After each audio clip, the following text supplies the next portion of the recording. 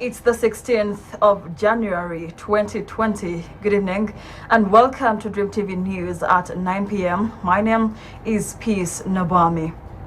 Public Procurement and Disposal of Public Assets Authority is investigating circumstances under which Makerere University hired a foreign company to produce graduation gowns which could be produced in Uganda. While addressing media, the AG Director PPDA, Othman Segawa, said public institutions are prohibited by law to procure material above 1 billion from foreign companies. Now, they say if these are convicted, the supplier and the procurement officer will face the law. We have more to this story. Let's take a look.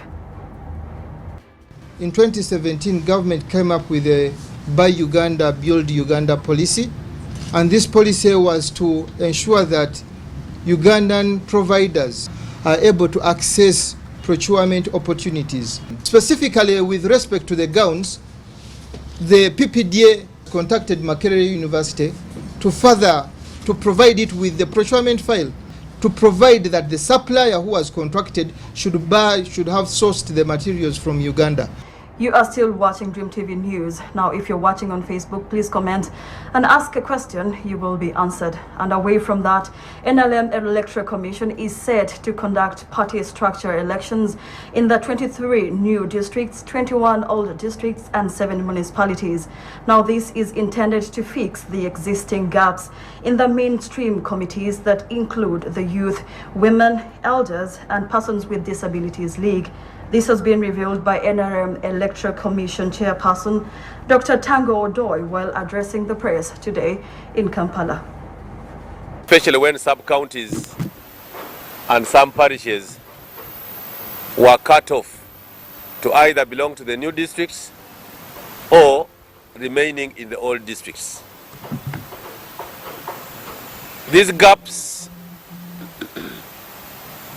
implies that we don't have complete structures in those areas. And therefore the NRM Electoral Commission will conduct party primaries. On a different note, residents in Muyenga have continued to complain over the heavy trucks under the company called Panic that are polluting the environment because of not covering the soil they are dumping in Bukasa Stone Quarry from the American Embassy. We have more to this story. They are pouring the soil at the stone quarries in Muyenga, what they call restoration. But we have never seen a proper restoration permit from City Council, except a letter from NEMA, which is also given certain conditions like covering the soil, which is not done. And that's why people are getting sick.